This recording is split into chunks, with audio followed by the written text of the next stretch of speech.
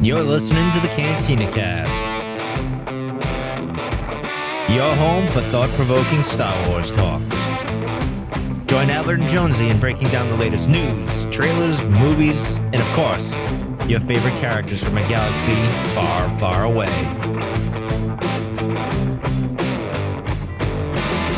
Hello, everyone. Welcome to the Cantina Cast. My name is Albert Padilla, and this is episode 640, where we're going to be talking Master of Evil with Adam Christopher himself. Lauren's with us here today. Welcome, Lauren. Thank you for having me. I'm really excited to get into this one. We've been waiting forever, it feels like, to do this interview. And of course, with us is Adam Christopher. We're returning to the show. Adam, welcome back to the show. Congratulations on the success of Master of Evil. And thank you so much for spending some time with us today. Oh, thank you so much for having me back. It's great to be here. Yeah. And I know you got a chance to catch our breakdown. Lauren and I did about an hour and a half talking about just Master of Evil, getting into all the weeds. I guess it was about a month ago now, a month and a half ago. And yet we found there were still weeds that needed to be turned, and we didn't get into everything, right? But, I wanted to quickly just start off by talking about the success of Master of Evil. I know a lot of our supporters and followers have really enjoyed the book. I've seen a lot of great reviews. A lot of our fellow peers have enjoyed it as well. But how's that been for you? Like, this is now your second, I guess, official novel here from Star Wars, although you did some of the short stories as well. But what's that like, having two books under your belt here? It's kind of weird because I remember wanting to do the first, as any author, I really, really, really wanted to do a Star Wars book, like so badly. So then I got one finally, which was a big deal. And that's amazing. I'm a Star Wars fan as well as a writer, so it was amazing. And then I did another one. And this is a kind of weird thing of time. Like I felt like I was waiting for so long, and then for my dream to come true, and then it came true, and then I did another one. Yeah. But my perception of time is like it's really stretched and condensed and kind of surreal to think now I've done two novels. But they're two books that I really like, and I'm quite proud of them. So, yeah, as you should be. Yeah. Thank you. How soon after did you get the word that you would be doing a second novel? I think, as far as I can recall, I think I had a call with the editors the next day after Shadow came out. Oh, wow. That's 2022. Yeah. That was June it came out.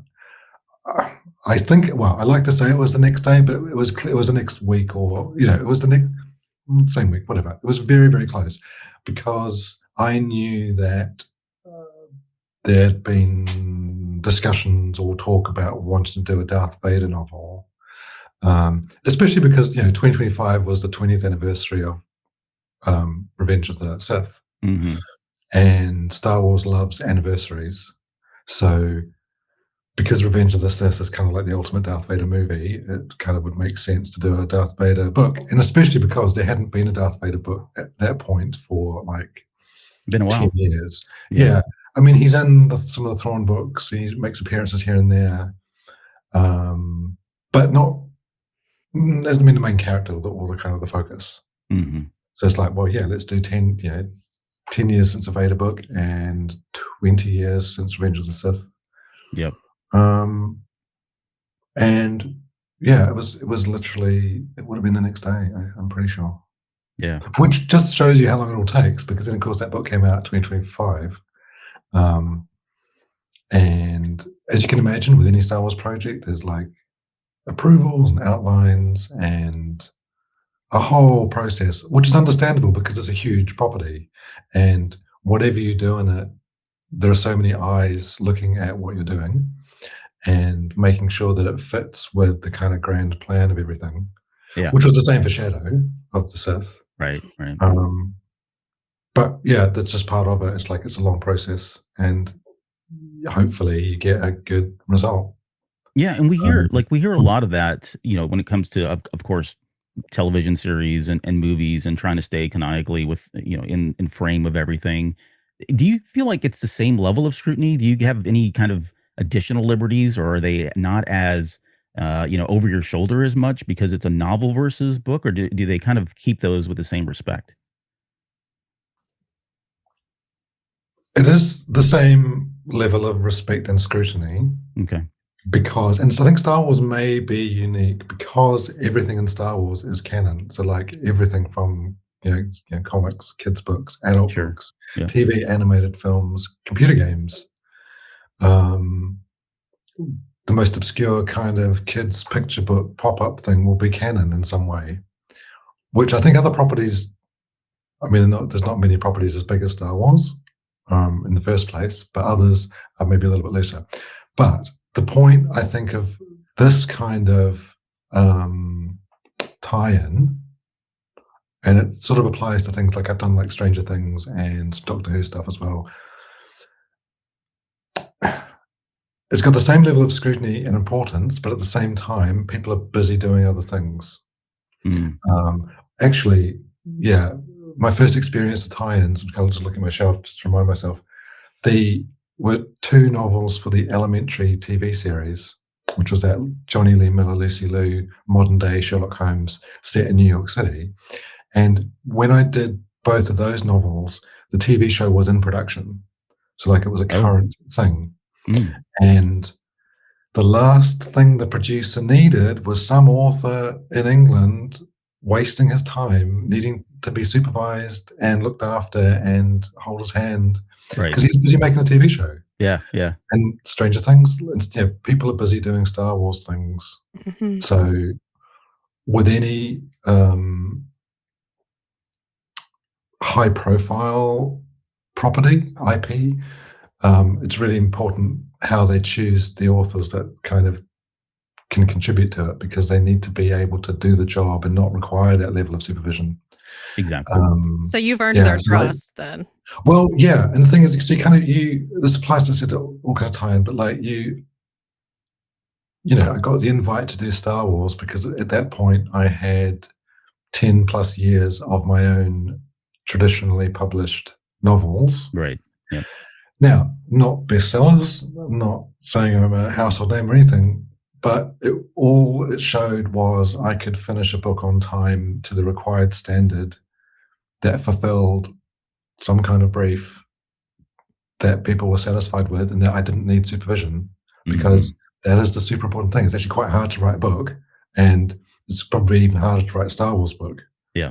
So like, to answer your question, it's like, yes, I think there is that level of care and I don't know what you call it. It's like, it's not supervision. It's not even scrutiny. It's scrutiny, all yeah. So Star Wars is kind of on a level. A comic is as important as a novel, as important as a middle grade novel. Right. So yeah, like for me, that's a really good experience because I actually quite like working like that. A lot of authors don't do tie-ins or licensed work because it's not the kind of style of thing they do. I find it uses a kind of different part of my writer brain to doing my own original stuff, where I'm on my own mostly.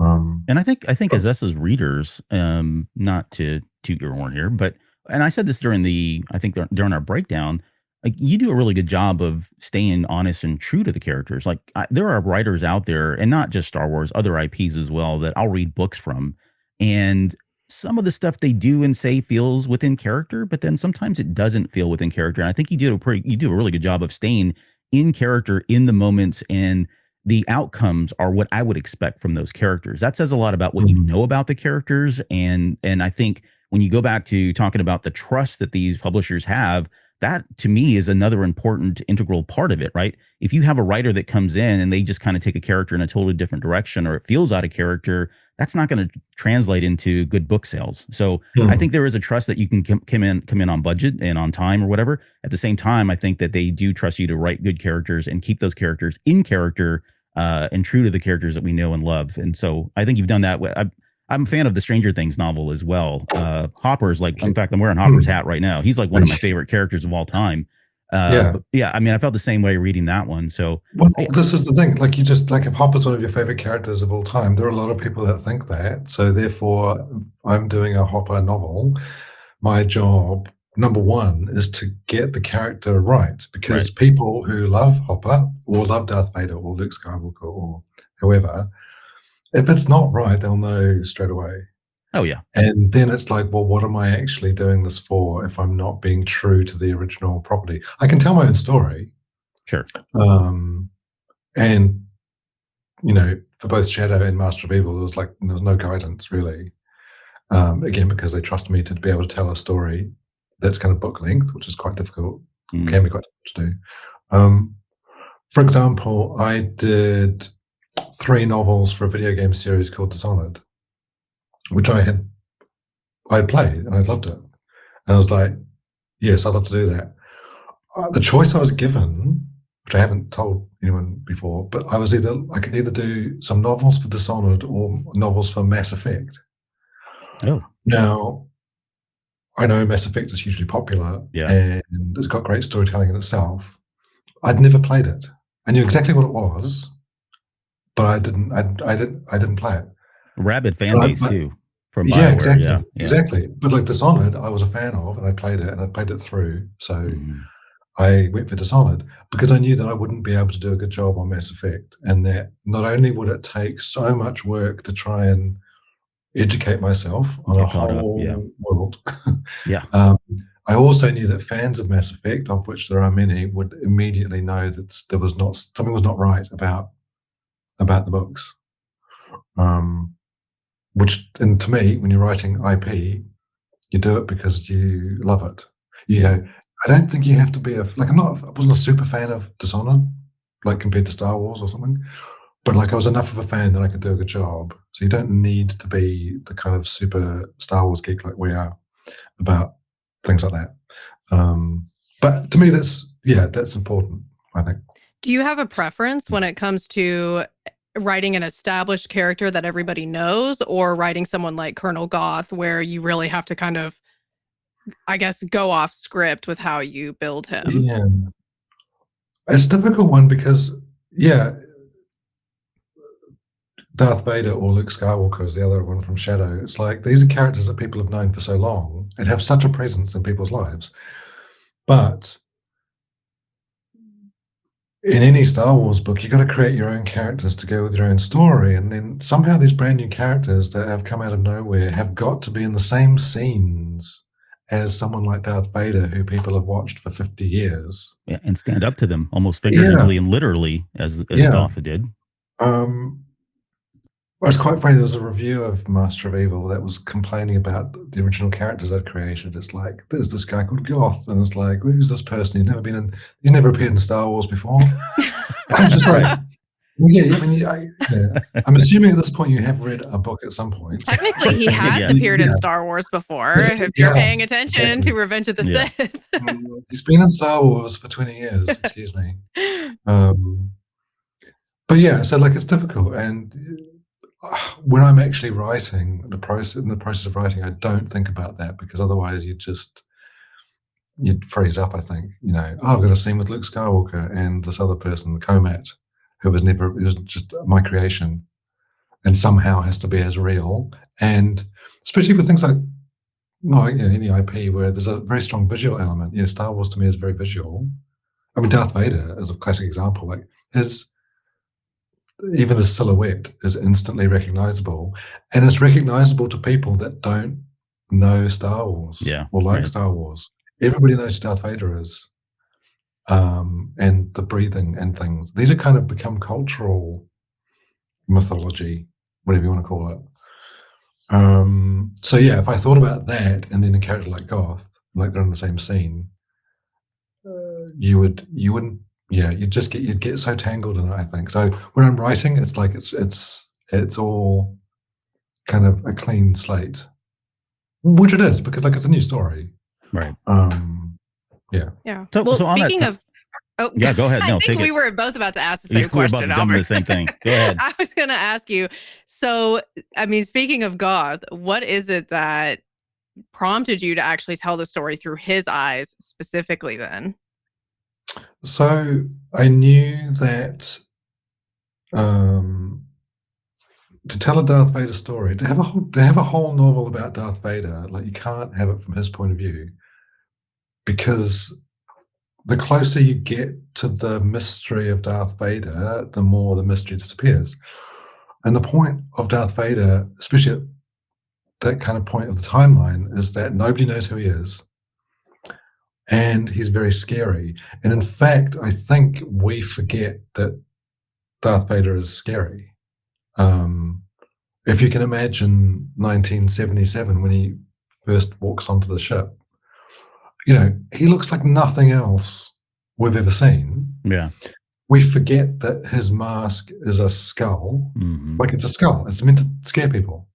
Yeah. But because he's become so ingrained and because there's so much Vader material, we've kind of forgotten that sometimes. So to tell a story where Vader is a mystery because he's new and he's just kind of appeared, we know who he is. Sure. And we've watched the prequel trilogy. Goth hasn't watched the prequel trilogy. So he doesn't know any of this stuff. So none of the characters know any of this stuff. So Vader had to be kind of one step removed to tell an effective story. If you told it from his point of view, I know people have like, oh, it's not his point of view, or it almost feels like sometimes people wanted a whole novel, which was the corridor scene from the end of Rogue One. Yeah. Or Lords of the Sith Part 2. I've seen. Right. Yeah. And the thing about the corridor scene in Rogue One, like it's so effective and so brilliant because it's 30 seconds after 2 hours of Rogue One. Mm-hmm. Like that is the impact of that scene. It's seeded earlier because we do meet Vader in the middle of the movie, and then that's the impact of it. So you can't do that. The 2-hour movie of a corridor scene would be really boring.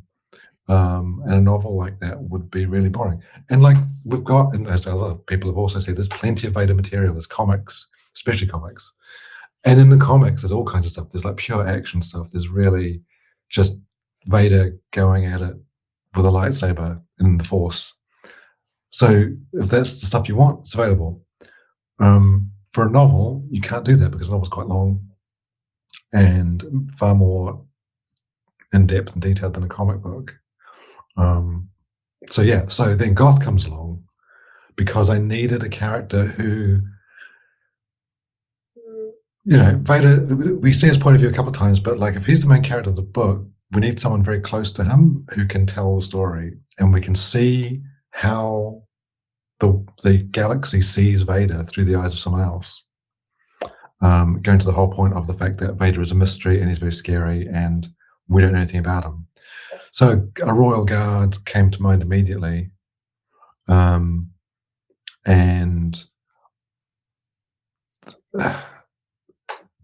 with a kind of like a deeper connection because Goth is sick and he's looking for an answer.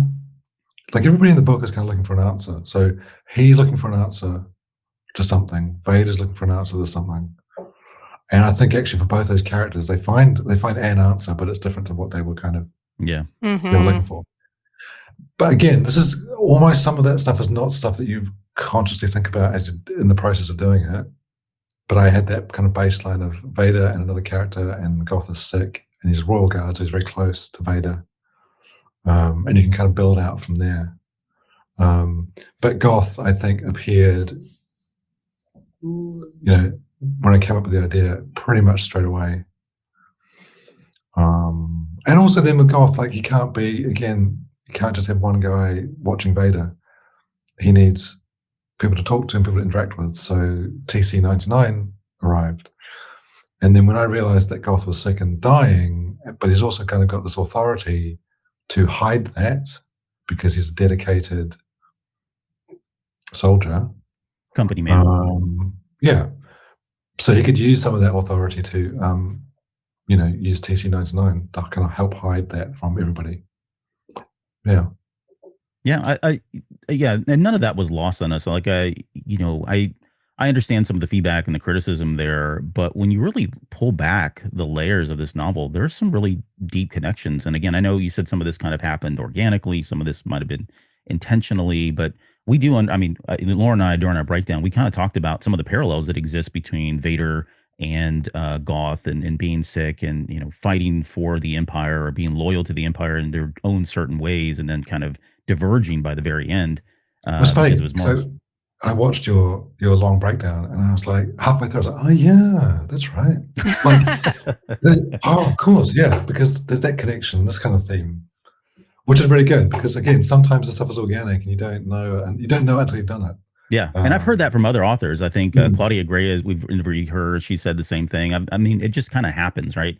And so yeah, those are just, you know, just really nice connections that we get to kind of see and feel for. I think for Goth too, I guess maybe a question that I have is just, you know, writing a new character comes with its challenges, but I mean, I guess what were some of the things that were challenging and some of the advantages that you have in bringing a new character like Goth to the novel? Well, I think because he was very defined, and by that I mean his ignore him as a kind of character traits or personality, but his role was very defined. So a royal guard, close to Vader, he's sick. He was involved with the previous, the old Republic. And then he's got this kind of ideological background where he thinks it's good that what's happened and it's finally peace and prosperity, and he's proud of what he does. But then he's got this kind of thing because he's sick. All these things help build out a character and make him, give him definition. Yeah, and then organically from that you kind of get personality and stuff.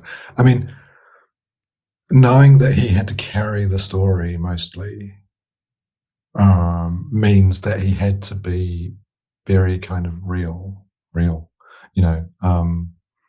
So I do cast like fantasy cast characters when I write them. Oh, so who was Goth?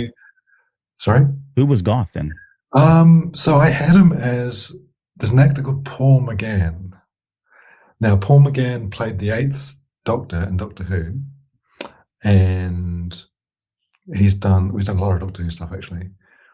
Yes, I had to look him up. I'm not a big Doctor Who fan, but I recognize his face now. Yep, I'm looking him up too. Also, yeah, well, he's in a film called Withnail and I, which is from 1987, which was Richard E. Grant's first movie, and Richard E. Grant, of course, played Enric Pride, and so that movie is one of my favorite movies, which is why a lot of my kind of Pride stuff is basically Withnail in space. That's basically his entire character is Withnail. Right, yeah. Which I could kind of sneak in because it turns out it's like that film didn't do much in America, so like it doesn't in the UK here. There's got a huge kind of cultural resonance with Now, but in the States, no one really knows it. So I kind of put all this stuff in, thinking they were going to make me take it out, and they didn't. So nice. Great. But from that point, so Paul McGann, even before I knew him in Doctor Who, I liked him from With No Eye. And he did like a stage production of some classic theatre where it was all kind of done set during World War II. So there's a lot of photos of him in a very kind of old imperial uniform, sort of. Yeah. But like, for me, not saying that he's Paul McGann in the book, but it's like that is kind of what I do. It just kind of helps sometimes, especially if I'm like a main character like that, because then I can use real life quirks and personality and bits and pieces. Yep. And I've met Paul McGann a few times. So maybe next time I should tell him that he's in a Star Wars book. Yeah, I think it blows mine, honestly. But we need a film adaptation with him. Yeah, we do. Yeah. Oh, and he needs to come across. You can't do it because the time doesn't work. But like Paul McGann and Richard E. Grant. Yeah, get Pride and him somehow together. Yeah, it wouldn't line up. Maybe it's his dad or something. Yeah. What about? So I know, Lauren, this is the question that you had. So I want to turn it over to you. But we were kind of debating back and forth, even as part of the discussion that we had, and then afterwards. And I think we were still talking about even as recently as last week. But whether or not Goth would have, had he lived, what would have been his fate? Would he have stayed, had he joined the rebellion? Would he just kind of left the galaxy altogether and said, or been left the conflict altogether and said, I don't want any part of this anymore? But it felt like he was kind of leaning towards being done with all this had he survived and had he lived. Can you definitively say that, or do you intentionally leave that kind of open for us to kind of discuss? It's funny. It's a really good question, because again, it's another character journey that he goes on, almost in parallel to his illness, and because his illness is what kind of draws him to Vader and that side. But then there's the other side of, because he's close to Vader and sees what Vader does, and then kind of learns what the Emperor's, or how the Emperor behaves. Mm-hmm. I think he's sickness aside, he's already drifting off into, this is actually not how we should do things. I think he'd be the kind of, he'd still think that things had to change, because he's clearly, he doesn't like the Jedi. Right. For a variety of reasons, which you can kind of see parts of that, So he wanted change, and thought this was it, but actually maybe it isn't. I don't think he would go kind of join the rebellion kind of thing. Mm-hmm. I don't think he's like that, but I could see him drifting off, like just saying, I'm out.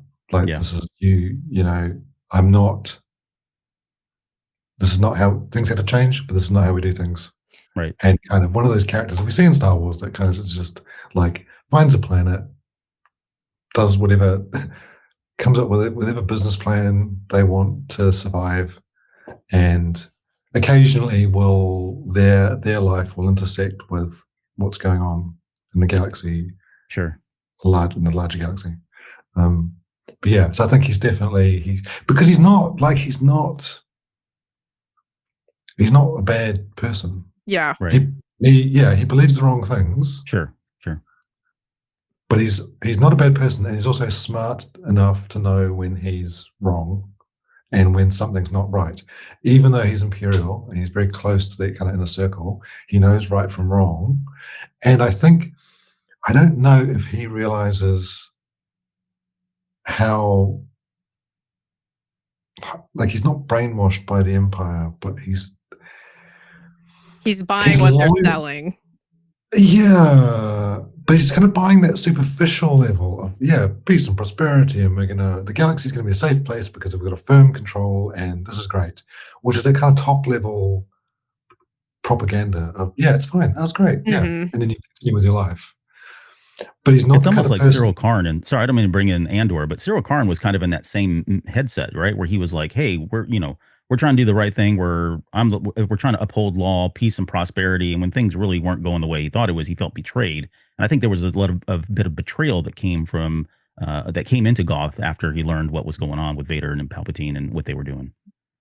Yeah, and that's a very good comparison, because the thing with him and Andor is he's just trying to do his job.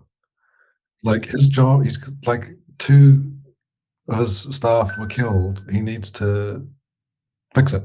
Right. He tries very hard to fix it. So he's almost he's got that kind of naivety. I think Goth doesn't have that naivety,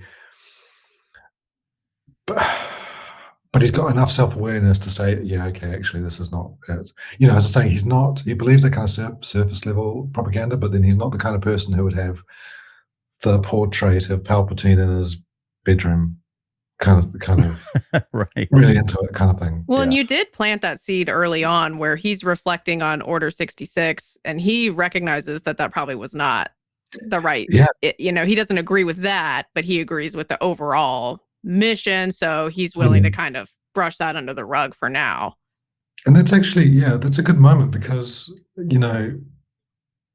he's like, okay, Order 66 shouldn't have gone like that. And he helps clear out the Jedi Temple. So he's the one that volunteers to go in to kind of get the younglings' bodies out. And he thinks that it's obviously terrible that children were killed as part of Order 66. But then on the other side, he's like, why were the Jedi recruiting children? Yeah. He's kind of got that from both sides, where it's, he clearly doesn't like the old order, but he's not he's not so deep into the New Order that he's irredeemable. Which is again, the main character who's kind of carrying the book. It can't just be a bad guy, because there needs to be something that we can see of ourselves in him and imagine what we might do in that kind of situation, which is tricky because like the Empire is kind of the evil empire. Although it's funny, there's that I've always puzzled me in the crawl of Revenge of the Sith. Is that where it says there were heroes on both sides or something? Yeah. Of this, yeah. And it's like, yeah, but one side of bad guys. And one side of Right. good guys. It's Yeah. like, It's all from a heroes certain point of doing view, what? though, of course. Exactly. Yeah. Some things are worse than others, though, to be fair. Sure. Absolutely agree. Yes. How about we move to the shaman, Lauren? With I know we had a question in here about how they perceive the force. Yeah. So, okay, about the shaman. So, the first time I read the scene with the resurrectionist ritual, I kind of interpreted it as like a dark side scene. Even though he's not Sith, I kind of took it as dark side. But then when I read it again, I was kind of like, well, maybe this is actually more neutral. So I kind of was back and forth about what is the shaman's alignment in the Force. So did he see a binary, or was he kind of just more neutral and kind of pulls from both sides as needed? I would say he's neutral. The thing with the shaman was to show, and we see a little bit in other bits of Star Wars, that the Force is not necessarily what the Jedi and Sith say it is. It's actually bigger than that. Yeah. Because if such a thing existed and encompassed all living things and surrounded and penetrated and all this stuff, it's a universal power / plane of existence, however you want to call it. But that means it would be actually pretty much bigger than what both the Jedi and Sith say. Yeah, it's more ubiquitous than we think it is. Yeah. Yeah, and like the Jedi and the Sith almost, we think of one as good, one as evil. They both kind of claim ownership in a way over the Force, which really is not what it would be. So when you get the shaman, it's clearly a more primitive form of Force interaction, and it's their own tradition that goes back, I think it's mentioned, generations. It's developed separately from the Jedi and the Sith, and has kind of done its own thing. So there's sinister, to talk about, like you thought maybe it was like a dark side ritual sort of thing. There's definitely kind of sinister overtones to what they see on the planet, which was sort of going into that, folk horror type tropes. It's a bit like the straw effigy that's burned, and this kind of ritual that's kind of handed down and down and down and down generations. And it's local. It's like local people on a planet that's not really connected with much else. So I can absolutely see. Yeah, it's like it's neutral, slanting towards what we would think is the dark side. But then if we have to say that, it's like, what do we think the dark side is? Is it what the Jedi tell us? Is it what the Sith tell us? It just shows, I think, that the Force is complicated. Yeah, I think we tend to lean to the dark side because it starts talking about resurrection and the eternal life, and those are things that are appealing to the Sith Lords. But it really comes down. We've always said it always comes down to intent. What do you plan to do with it, right? If it's for good purposes, then maybe it's okay. I still think the shaman is probably more neutral, but I think that's why the Jedi have always shied away from going down that path, because it really can open you up to the dark side, or the potential of eternal life is too tempting and really can send you kind of down a dark way. So yeah. Because I think that's the difference for me. Like the Jedi are all about kind of letting go. Like let go of everything, connections, emotions, family, which is why in life itself, see, that's why they can, a Jedi can become a Force ghost. Whereas the Sith are all about not letting go, right? Which means power, and it means eternal life, and ownership over the Force. So yeah, being a resurrectionist is like not letting go, which for us is like darkish. Yeah. But like you said, what is actually the cycle of that tradition? And like, is it a cycle of resurrection because that's a good thing? Yeah. Sort of seeking improvement, etc. And the shaman doesn't ever get a chance to explain to us, really. So, no. But also, like, how much of what, like, it's the ritual is just a ritual, and like they're not even resurrecting anybody. It's just a straw effigy. Just like how much of that is real and how much is just a tradition that is ceremonial versus it's like they're just repeating the same things for generations because that's what they do. So one of the highlights for the book for both of us was the scene where Vader was helping Appo, and you're going to see Lauren. She'll sit up in her seat now. I'm going to put my finger like this. Yeah, she's where she put her finger up. And there's been a lot of discussion, a lot of debate, especially in this book. There are a couple different moments where you could argue that Anakin Skywalker resurfaced and pushed the figure of Vader behind to come out and be who he was at one point.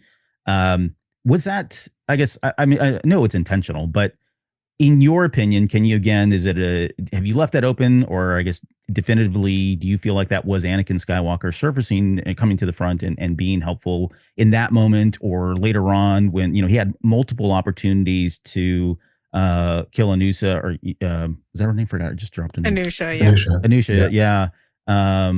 Goth standing up to him and saying the things that, my eyes were wide open thinking, oh my God, he's going to die. There's no way Vader's going to allow him to talk to him this way. But there were moments in there where it felt like he had these, what Lauren calls these moments of light that were surfacing in the book. I guess, what's your opinion, or is there a definitive answer there as to whether or not that was Anakin Skywalker coming forward? I think it probably is Anakin Skywalker. Part of Vader's transformation in the book. So whenever if story is based on characters have to change in order to tell a story, which is difficult for IP work because the characters can't change. But I think Vader does go on a journey in the book because part of the whole thing is sort of symbolized actually by the scene where he like lightsabers the vision of Padme. Mm-hmm. Mm-hmm. Yeah. It's like he needs to get rid of the past to become what he's supposed to become. Now, obviously, he comes back to Padme later, and it's the whole thing of like, oh, but he's already tried to resurrect Padme. It's like, yeah, but this is the first time he's done it. Like, this is the start. Vader Immortal and the comic are later. Right. This is how the timeline works. This is the start of it. But for this moment in time, especially when he's working out maybe the Emperor is not being entirely forthcoming.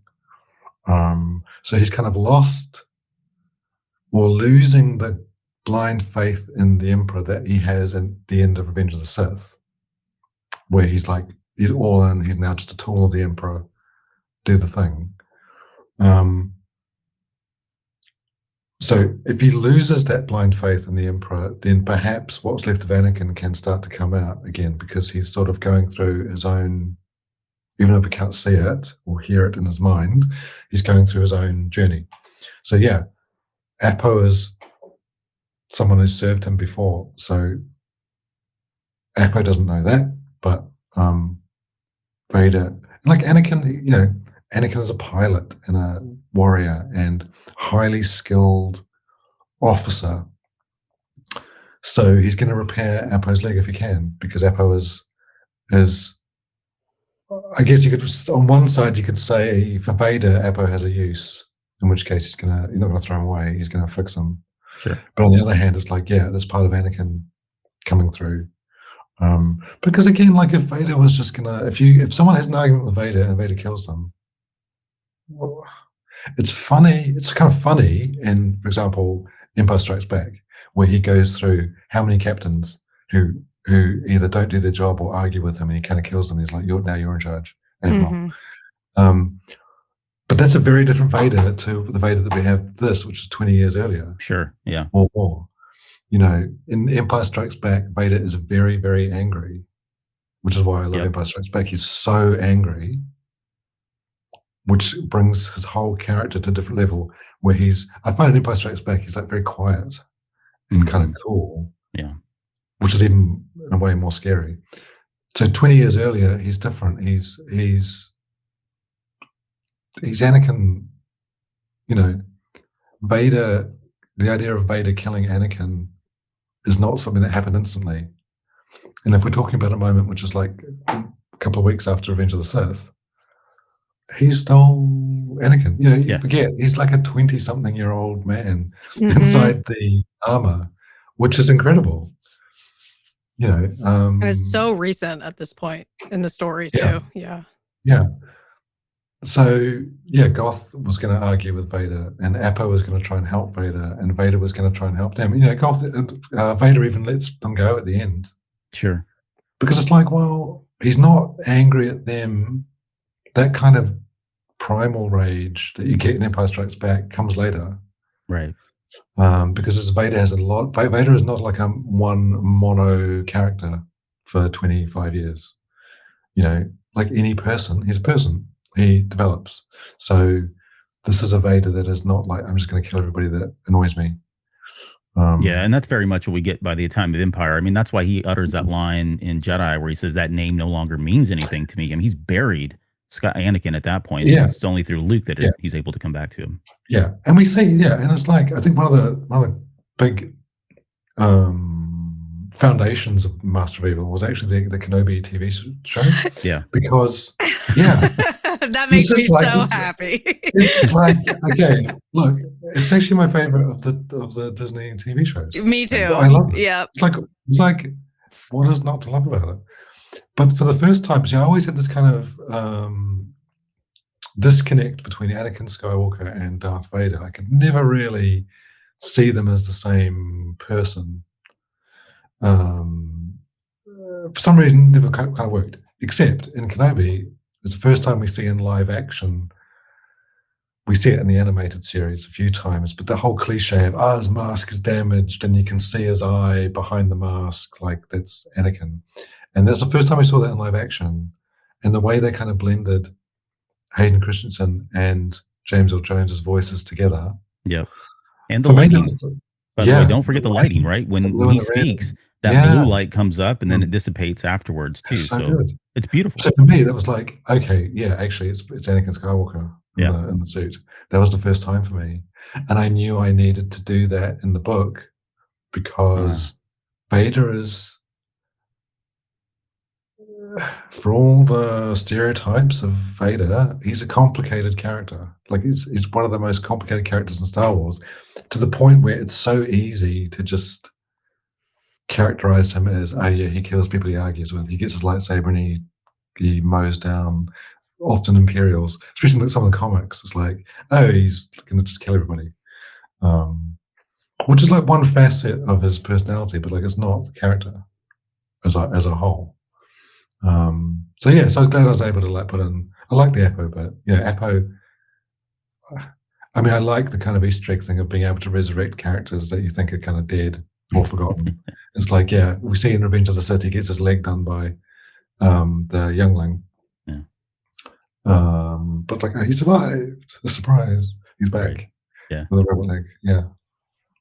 There is one aspect, and this is we don't need to go down this path, but one of my favorite, he is my favorite all-time Marvel characters, is the Hulk, and that duality between Bruce Banner and the Hulk, and how they kind of come and they're constantly in fighting. They're one and the same, like they are the exact same person, but they come out at different times depending on who needs the other more in that moment. And so I love that this is starting to become more and more of a thing with Vader and Anakin, and with the Ahsoka series, we saw bits and pieces of it there. I loved it there. So hopefully we get more of that going forward. But kudos to you for bringing that into the novel, especially on the heels of the Kenobi series.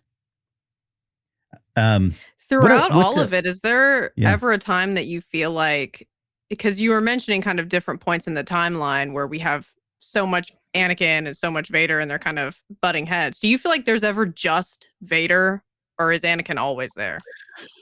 No, it probably is just Vader, because he kind of will go through. I mean, we don't know because we haven't seen every moment of his life, especially that Revenge of the Sith to A New Hope era. There will be times when he's more one than the other. I think the idea is that the end of Master of Evil, he's Vader, because he wants to, he wants the secret of life after death that the Emperor has promised him. He wants to get Padme back. The Emperor's not telling him the secrets that were promised, so therefore he goes on his own to do this thing. But he discovers that actually it's more complicated and more difficult, and the Emperor's not fully truthful. But he knows he's not going to get anywhere doing that thing. So kind of metaphorically, he has to kill the past to progress. And for the moment, that means getting rid of Padme, getting rid of Anakin, becoming Vader. So like, this is the first time, and again, it's because it's so close to Revenge of the Sith, it really is the first time, like, he tries to go for Padme because, like, this is the secret of the dark side that I was promised. Where's Padme? And the Emperor's not telling him. I think by the end of the book, he's annoyed at the Emperor, like the whole throwing the stone from the temple. Here's a temple. But he's like, okay, that chapter's finished. I am Vader and I'm dedicating myself. And again, because the story continues in the comics, where we get the Inquisitors and various very Vader things, much more Vader, less Anakin. But then later on, as it happens in the comic, he's back to actually, Padme is the reason for my existence, so I need to get her back. So he kind of tries again and again later on. And this is, it's seeded in Master of Evil, because the Vergence on Mustafar is where he builds Vader's castle. Mm-hmm. Vader's castle is a whole story arc in the Charles Soule comic, because the whole point of that is to create a portal to get to the other side to get Padme back. So he's kind of, at that point, he's kind of gone back to what he was trying to do before. But like, we're talking about a 20-year character arc, and because he's complicated and our person, he's going to change. So to answer your question, there are points where he's definitely 100% Vader, especially, I guess, the original trilogy, Empire Strikes Back, Return of the Jedi. And then, Luke starts to bring them out. And again, that's the ultimate sort of full circle, as he comes back as Anakin, like right at the end. Yeah. Thanks, Luke. What about so another interesting aspect about Vader, when we talked about this quite a bit, again, after the show, it was done as well, but you toy with the idea that Vader may have been thinking about an apprentice, or at least taking on somebody as an apprentice, and specifically Enoosha, right? I've always said that the Sith it's like chumming the water with blood. They can feel the anger. Like you see Palpatine in both in episode 1 and in Return of the Jedi, where he says, I can feel your anger. He's almost seething and he's almost like lusting over the anger. So do you think in that moment, was that Vader thinking long-term, hey, I really don't like the Emperor. He's not on the up and up. He's done some really horrible things to me now. He's manipulated me and I need a way to get him out. And so I can bring this young apprentice in. Or do you think he was just kind of caught up in that Sithy moment of, I can feel your anger and wanting to, take advantage of or manipulate her the way Emperor had done him? Yeah, I think it's probably being caught up in the moment and almost kind of clutching at straws, because he's, 22 years old and he's just become Darth Vader. And I definitely think when he becomes Vader, and especially in Revenge of the Sith, when we see the yellow Sith eyes. Yeah. So when kind of the Emperor anoints him or Palpatine anoints him as Darth Vader, there's definitely a change, which gives him a deeper connection to the dark side. But he's inexperienced, and this is the first time that he's feeling these things or seeing these things or sensing these things. So definitely he's caught up in the moment there. Mm-hmm. And I don't seriously think he was going to go, "You're now my apprentice, and we're going to do the whole proper apprentice thing," because like he doesn't really know what that means either yet. It's 2 weeks since he's been Darth Vader. That, the whole lore of the Sith has not yet been bestowed upon him. So things like the Rule of Two and Master and Apprentice and all that kind of stuff. He's got the instincts for that because he's got a connection to the dark side. But he's caught up in the moment. Because if he can suddenly sense that those things about Enoosha, and if he's got a connection to the dark side, he instinctively knows that this is powerful. And for the Sith, powerful is useful. Right. And especially, even though he's kind of young and inexperienced with this kind of stuff, she's even younger and even more inexperienced. So there's a power dynamic there. It's he's in charge and she's not. So he can sense that he could manipulate her like any Sith master manipulates the apprentice, like the Emperor's doing to him. Because I think by that point in the book, he's realizing that the Emperor is not just being kind of cagey, he's being deliberately obtuse about things that he promised Vader. Yeah. Yeah. So it's kind of a mix of things. Like you say, it's like a churn of feelings and emotions and what he can sense. And I like, kind of blood in the water thing is really good. I think so. Lauren brought up a good point too. This is not in the notes, by the way, but she brought up the idea that he had just kind of had that vision of Ahsoka, right? And he had a Padawan at one point. So, and when she brought that up, I was like, okay, yeah, it makes sense. And then I started thinking about it more, and I've not told you this, Lauren, but then I thought, okay, well, maybe what if, and this is me projecting fanboy stuff, but what if it was Anakin that was surfacing and going, hey, I could use a Padawan, right? And so you take it as though it's going to be an evil thing. Like he's going to, he senses that she's force sensitive. There's a lot of potential there. It's raw, untapped, untamed. But maybe it's Anakin reaching out and saying, hey, I want to, get the band back together, if you will, and maybe bring her in and, they kind of churn and do their own thing. That's not necessarily evil, not necessarily good.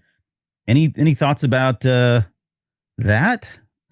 Yeah, well, that's an interesting idea, and I think you don't know which way it would have gone, and I think because it's really the moment. Yeah, they're caught up in the moment. Yeah, for sure. So how that would have gone in another direction is kind of interesting. I like the idea of a secret apprentice. Yeah. So but then would the Emperor know? Would the Emperor be able to sense? Because the Emperor can sense, he's so connected to the Sith that Vader can't. Can Vader hide stuff from? I guess he can a little bit. Yeah. I mean, the fact that the Emperor needed Goth to try to dig up info makes me think that there are limitations. And this is the interesting thing, both with Shadow of the Sith and Master of Evil. It's if in Shadow of the Sith, if Luke Skywalker is effectively the most powerful person in the galaxy at that moment, how do you tell a story? Because he could do anything. He becomes a superhero. It's the Superman complex or the Superman scenario. And if Vader is all powerful in the Force, or even actually, with Luke Skywalker. Yeah, Shadow of the Sith was really good training. On how to write a Star Wars book. Because there's so many points where it's Luke Skywalker could just flick his wrist and something would happen. So there was Shadow, the kind of concept I had was that Luke knows he's really powerful, but to borrow from Spider-Man, with great power comes great responsibility. So everything that he did, and this defined his character in the book, because I didn't know how to approach Luke Skywalker because he's often not the most interesting person in the room, when there's other Star Wars things happening. But it was this kind of thing where he's so careful to judge what he's doing at every moment because he knows he's really powerful. And he has to be aware of the consequences of that because he's seen what happened with Vader and how things can go in a very different direction Yeah. if he loses control. So that kind of held him together. And then similar thing with Vader. It's like, well, Vader is really powerful with the Force, so he can kind of do almost anything. But he's different in that he's got the Emperor, who's even more powerful and controlling. But again, the Emperor's not a kind of godlike figure. You know, he's doing paperwork. He's an emperor. He's doing paperwork. He's going on strange missions. He's like, okay, Vader's gone somewhere. I need someone to find him. He can't just look into his Lord of the Rings style crystal ball thing and go, oh yeah, Vader's on wherever. Yeah. Because if you do that, it's just like, well, what's the point of telling any kind of story? It's like, if people can do, So so assigning Goth via the ISB to look at Vader is an insight into just the kind of the mechanisms of imperial bureaucracy. Like, we know that Palpatine is a Sith Lord and like probably the most powerful one that there ever has been. But like nobody else knows that. He's just he's an emperor who was injured in the attack with Mace Windu. So he's this kind of frail old man doing his best to rule an empire, which means doing lots of paperwork and disappearing on strange missions because he's doing important things. Yeah. Which is what Goth thinks as well. Right. Because like at one point Goth is back and he's trying to report to the Emperor and the Emperor's not around. He's like, because you have to have those kind of imperial mechanisms, which is what I love about Andor as well. Like at Andor, I could watch, this is going to sound really weird, I could watch a whole series of like the ISB meetings, when they're just sitting at the table, just like they're just doing their job, and they're doing it like it's an evil job of oppression and surveillance and propaganda, but like they're so good at it. Yeah, and if you're a U.S. citizen, we see it all every day in our news. So it's that's the kind of an thing. insight. Yeah. But no, you're right. I mean, those meetings are captivating. And that's coming from somebody who, 15, 20 years ago, I said, I'm not really into the politics of Star Wars. And it's really grown on me, especially with Andor now. It's fascinating to kind of see all that, the mechanisms and just the manipulation and the mind games that are played and all that.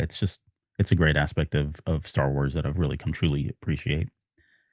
So one question on the going back to that kind of the relationship between Palpatine and Anakin. I love when books make me rethink things or give me a different dimension to how I've traditionally thought about things. And this book does that. In the moment that I'm talking about is early on in the book when Palpatine and Vader are kind of talking about their relationship. Palpatine tells Vader, "You have no agency without me. Remember that well. The apprentice is nothing without the master." And later on, when he encounters the vision or the Vergence in the form of Anakin, he tells him that the master's strength and power comes from the anger and fear of the apprentice. It is the apprentice that makes the master, not the master of apprentice. And that diametrical view of who's really in power and who's empowering the other is pretty unique. I think it certainly changed my view of the rule of two in some ways. I guess was that intentional? And maybe talk more about what got you or why you wanted to kind of tease that out a little bit. Yeah, definitely intentional. It goes back to the whole principle of things are probably more complicated than we think, or that we have been presented with. And I love things like the rule of two.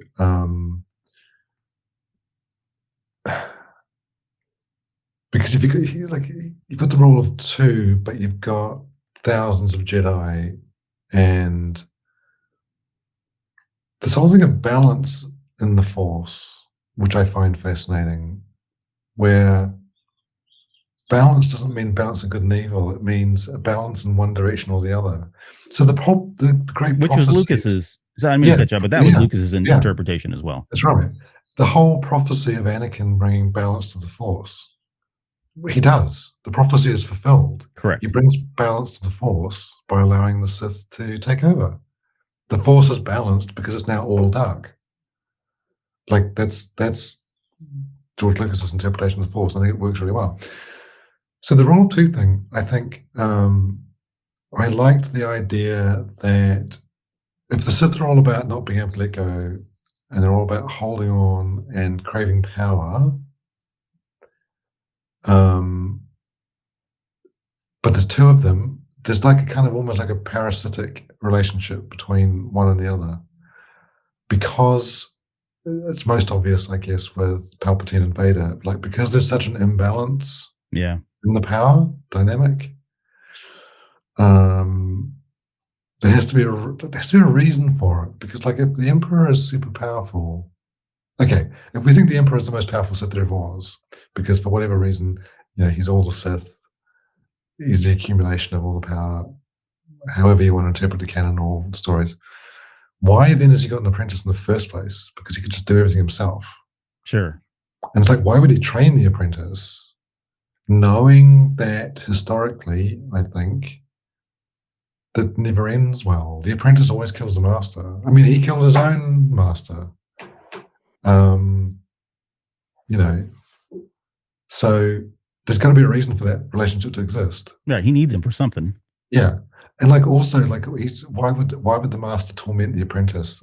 Like not just from a sadistic thrill of being mean to your underling, but like because he's trying to elicit those emotions that the Sith always go on about: hate, fear, all those negative emotions. And the thing about Vader of like is often said and comes up in stories of like the pain, physical pain and mental pain is kind of what drives his anger. So he's this kind of burning cauldron of rage all the time, which is good because for the Sith that rage is energy and that's useful. Fuel. Yeah. It's fuel. Yeah. So like Vader is kind of burning up the fuel. So the Emperor is drawing off that, as any master would, because otherwise why is there such an imbalanced dynamic between master and apprentice? It's it's a twisted reflection of Jedi master and Padawan. Sure. Yeah.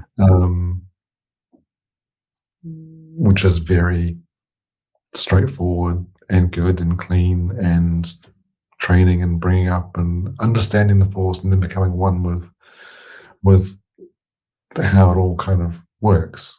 Yeah. Which is kind of like the opposite of the Sith, which is the whole point. But like, yeah. So it's something that I've always thought, and I kind of put it in. But again, that helps Vader with his journey. Like Vader, all the stuff in the Virgins, the instances when he's in the Virgins, like it's all a reflection of his own psyche. Mm-hmm. Like he's fighting himself. Like everything that is there is a projection of himself. Physically, who knows where he is? Yeah. It's like not really a dream, but it's kind of not real either. So this is him coming to his own understanding of how the master apprentice thing works, which then informs what he does later. And again, I think at the end, he's like, okay, I'm going full in on the master apprentice Sith thing. And Anakin is dead and Vader is alive for now. So, and again, because the Virgins was the only place where you could really get inside Vader's head, because of course it couldn't be from his point of view. Right. So if he fights himself. Yeah, love that aspect of it too. Let's see. What about maybe we can just kind of I know we're a little bit over on time here, so I do apologize for that. But maybe just a couple questions here left. Lauren, how about the? I know we wanted to kind of pick his brain on writing characters and that sort of thing. Yeah. So I guess when it comes to writing, like we were talking about earlier, those really iconic characters and how you kind of have to stick with everybody's emotions about those characters. When it comes to getting deep into that, was there anything that was really fun about writing Vader that is unique for writing that type of a character? Yeah, I think the thing that strikes me about Vader, because obviously I went through all Vader's appearances to kind of help build the version that I have in the book. So the thing that amazed me about the original trilogy is that in like 6 hours of movie, we get, I think it's like 32 minutes of Vader on screen. Like he's not in it very much. And one of his key things, he doesn't say very much. Yeah. Which is a kind of a positive and a negative. So positive, it's like you can convey so much about Vader and the story by him not even being there. There's a point in Master of Evil where Vader goes away and we focus on Goth more, but all Vader's absence does is serve to refocus the story on Vader. Yeah. Like he's there more when he's not there. But then also it's difficult when you have a character in a book who has to do stuff. Like he's got to do action and he's got to say dialogue. And because he's someone who doesn't talk very much, and even his action stuff is, as I said, there's a lot in the comics almost are not the version of Vader that we see elsewhere. Because comics are very visual, so you can do a lot of actiony stuff. Whereas Vader on screen is much more kind of short, sharp action, which then makes it even more spectacular when it happens. Like one of my favorite bits of Vader action is when he fights the Inquisitor in Kenobi TV series. Yeah. Like without even taking his lightsaber out. He's like just dodging her and then pushes away with the force. Like that is the best fight scene for me in Star Wars. It was nothing to him. Yeah. Yeah, it's nothing to him, but it's like so impressive. Yeah. And like he's doing the absolute minimum and yet completely defeating someone who was going all out to attack him. So trying to get that into a book can be tricky. But again, he's like Vader is like less is more, I think. Yeah. Mm-hmm. With Luke Skywalker was almost like more is more, because like he's really, as I said, he's often not the most interesting person.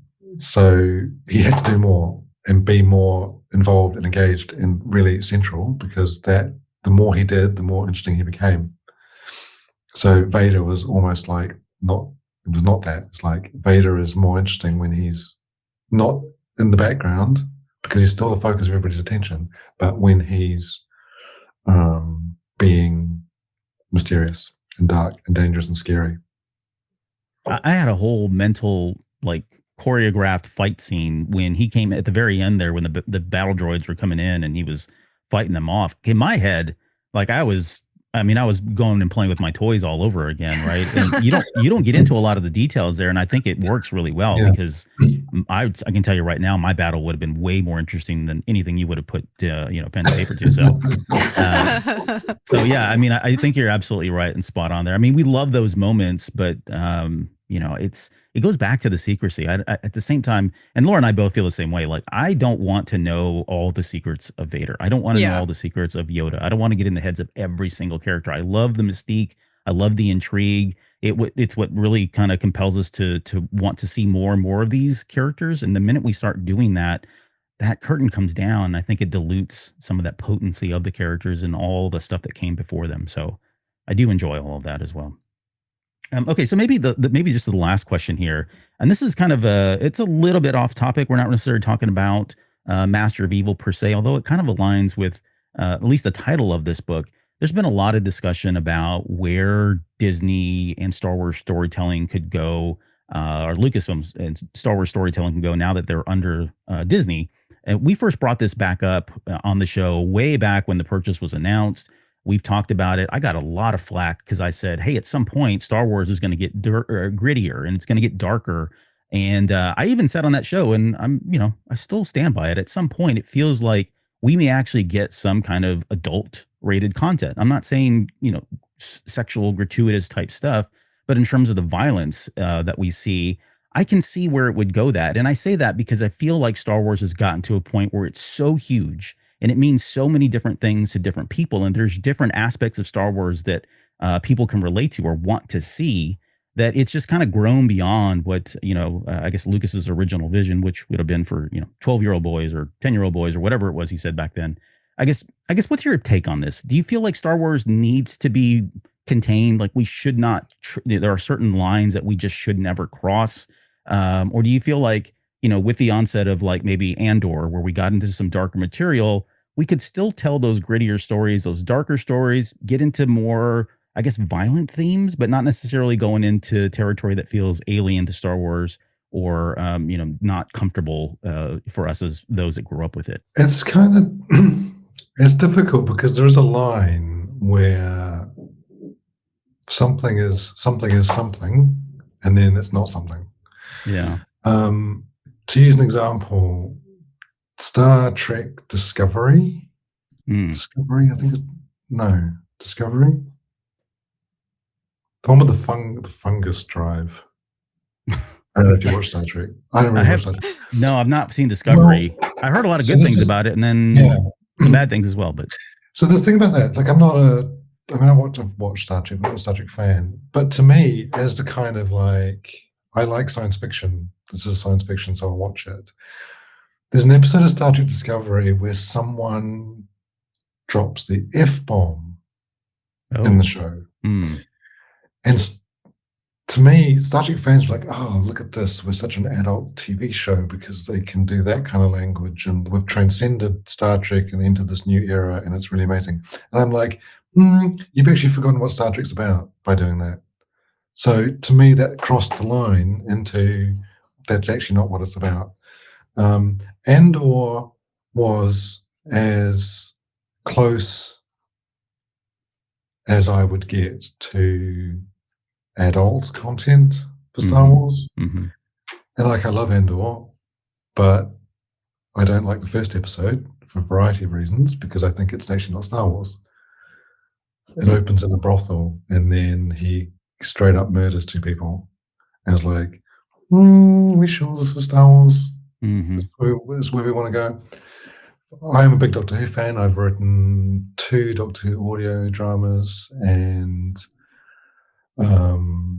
short stories and stuff. And I've liked Doctor Who since I was kind of 7 years old. Wow. Just because Doctor Who is a kids program, I guess, doesn't mean I can't tell a good story that still fits the boundaries of that universe. Yeah. It doesn't drop the F-bomb or open in a brothel. It's a bad example, but you know what I mean? It's like, Doctor Who is Doctor Who. We don't need to have George Lucas's vision as the set in stone of what Star Wars is. And some of the best stuff in Star Wars and in other properties has happened when it has been passed on to someone else. Because, fresh imagination, fresh set of eyes can take it to somewhere where the original person just didn't think of it. Like, I'm not saying it's good or bad. It's like, it's just a new thing, which is great, because you can keep something fresh and evolving. And absolutely, things do have to evolve. Like, absolutely, Star Wars is not a static thing. We have shows like Andor. We have Young Jedi Adventures. It's like, Star Wars is almost unique in that it has such a broad range of storytelling. We have Star Wars Golden Books. My Star Wars Golden Book is as canon as Master of Evil. Now, is Master of Evil, like, it's an adult novel, but it's not like an adult novel. Right. It's not got any kind of R rating. Right. Yeah. But people said Shadow of the Sith was really dark and scary. It was like, but it was also, for me, I was writing episode 6.5. So it was kind of a grand spectacle, to me, in my mind, grand spectacle, cinematic Star Wars story. Yeah. Yeah, it had scary bits in it. Doctor Who has got scary bits in it. Old Doctor Who has got a lot of blood and a lot of monsters melting into green goo kind of thing, which is really quite nasty content. But it's still, in my mind, Doctor Who is for the family, And this is by having restrictions and boundaries makes the creators and the writers more imaginative in how you can fit a story within those boundaries. To use a not good example, doesn't really even exist anymore. Okay, American network television. So I wrote 2 books for Elementary. So Elementary was each episode, 42 minutes long, because it's an hour with ad breaks. There were 22 episodes in the season. The season would last 6 months with a break in the middle, and then repeat again next year, another 22 episodes. Now, I don't think American TV works like that anymore. But yeah, it had to be 42 and a half minutes long because there was going to be that many ads and it had to fit into a broadcast hour. Yeah. And you had to tell a story. So it's like, okay, maximum writer brain turned on. How do I do that? Right. Yeah. Well, and then with things like Stranger Things, which I love, but season 4, oh yeah, this episode's 2 hours long. It's like, because we can do anything. It's like, you shouldn't be doing anything because it's streaming and you can have a 2 hour long episode. How about you write a 42 and a half minute episode and tell the story better? Mhm. I mean, that doesn't just apply to Stranger Things, which I love. It applies to lots of other things. It's a sign of the times right now. I know, yeah. Yeah. So to answer your question, what does Star Wars do? How does it evolve? Can it be adult? It's like, yeah, it can, but should it? And just because if you say, oh, it's for 8 to 12-year-olds, doesn't mean it's not watchable by a 48-year-old dude, like me. Mhm. And it doesn't mean that I can't get enjoyment out of it because it's not squarely aimed at my demographic. There's a story about Doctor Who where Tom Baker, who played the Fourth Doctor, said when he was making it in the 70s, like it operates on multiple levels. There's like a basic story that kids follow. In the same episode, there's a slightly more advanced story arc that the kind of parents and family can follow. There's jokes for kids, there's jokes for adults, but the jokes for adults are kind of just because they're clever and smarter, not that it's kind of grittier or more risque content. Sure. You can fit all that within the boundaries of something without saying this is adult. And like they did an adult Doctor Who series called Torchwood, and like it's actually not very good mostly because same with dropping the F-bomb in Star Trek. It's like, look at us, we're so adult and edgy and after 9 p.m. and it's R18. It's like, what are you doing? Now, okay, I'm sounding very negative about it. I don't mean to be. No, And some episodes of Torchwood are actually okay. But like with Star Wars, it's like, let's just tell really good stories. Andor is a type of story that could not be told in a children's book. It's not that kind of story because that's not the story he wanted to tell. Likewise, you could not convert a golden book into a 6-hour Disney TV show because there's not enough in it. Because that's not the kind of story a golden book is trying to tell. So I think so long as people remember that, and like you can tell any kind of story you like inside of Star Wars, you can aim it at different segments of the market. YA book, middle grade book, adult book, a slightly more adult TV series like Andor, slightly more mainstream TV series like Mandalorian, but it's still Star Wars. Yeah. And we have to trust the creators and writers that they can kind of understand that and do that. And I think like the Star Trek episode, like you would know when it goes off the rails, and that's when hopefully you can kind of bring it back in. Which is, I'm sorry, that's like the longest answer in the history. It's a big question, so it's a big question. Yeah, but it's like,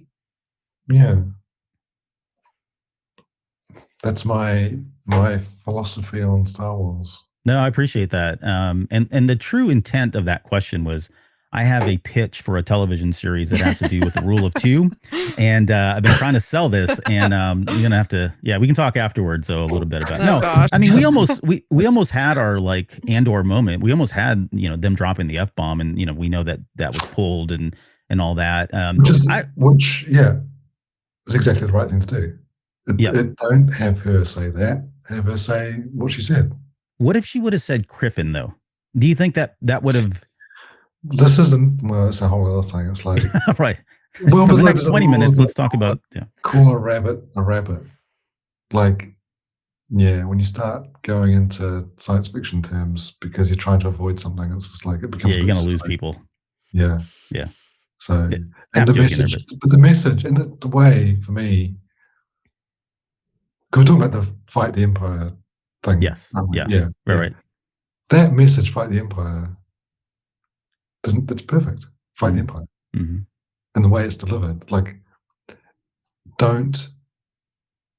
I have no objection to using other language, but like for that particular moment, I'm not offended or prudish or anything about it. But like, it's not necessary. Yeah. Mhm. The message is fight the Empire. That message can go to everybody. And the word itself, fight. I mean, that's the perfect moment to spark the beginnings of a rebellion, right? You fight got to the fight. Empire. That's the whole foundation of a rebellion. Exactly. Like, Yeah. Well, Adam, thank you so much for making the time to be with us and certainly talk about Master of Evil and some of the other wild tangents that we got on here. Before we get out of here, I guess what do you have coming up next? If you can share, I think we're both eagerly and awaiting that Eric Pride novel that's coming out. I know that you've been talking about. One day, maybe. You've given that character so much life and breath and air. It's oxygen. It's been amazing. So thank you. But for that. it's go and watch With No Eye. It must be on some streaming service or I'm gonna have to look it up. I don't know. There's really come out in 4K a couple of years ago. It's really good. Oh, it's wow. a really good movie. Yeah. Okay. And if you watch that, this is the thing. I've forced it on people who like Enric Pride. I'm like, watch With No Eye, and they come back to me and go, "Oh my god!" Right. now I get it. Yeah. Anyway, yeah. So his novel about how he founded the First Order. There you go. Maybe. Yeah. Yeah. Do you have anything you're working on right now? Well, I've got a book coming out in March, which is actually this month, called Crawl Space, which is a science fiction horror novel. Not Star Wars. Not Star Wars. Yeah. My own thing. And yeah, working on something else at the moment. Which is my kidding. I'm joking. Can't say. Can I say? Can I not? No. Yeah, it's my Keel and Ayuka. Oh, okay. Here we go. Yeah. Well, we're ready for that. Yeah. Well, nobody else is apparently, but yeah. It's their rise through the Cybot Techno Union ranks or something. So yeah. But looking forward. What's that? I've got things going. Yeah. No, I Which imagine is the worst kind of answer. I'm sorry, but no, it's and I asked it just for the laugh. I knew I wasn't going to get an answer, so thank you for appeasing me there. So hey, where can people find you or your work before we get out here as well? On Instagram as Adam Christopher Writer, and sometimes on Blue Sky as adamchristopher.me, which is also my website, adamchristopher.me. Yeah, which has got all my stuff. But yeah, I'm trying to do my work and not be on the internet. So, that's smart. Yeah. Yeah. It's amazing how much you can get done if you just like turn off. Oh, it's Blue Sky. Yeah. It's like, work. Amazing. Yeah. All right. Well, thanks for being here again, Adam. You're always welcome on the show. Hope to see you at Celebration next year. And we got a chance to run into you a couple of years ago, but looking forward to seeing you there as well. And for all of our Patreon members and all of our supporters, thank you guys so much for tuning in. Please don't forget to like, subscribe, do all the things on YouTube. On behalf of myself, Lauren, and Adam, we will see you guys here on the next episode.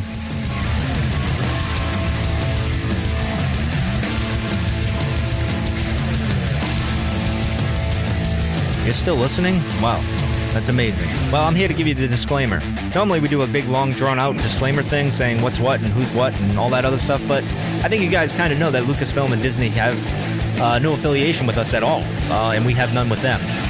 We talk about Star Wars, which is their property and all that other good, fun stuff, but I think you can tell which is our stuff and which is their stuff. If you can't, well, then send a lawyer to send an email to me and I'll be glad to chat with them. Other than that, you know what's what, so that's your disclaimer.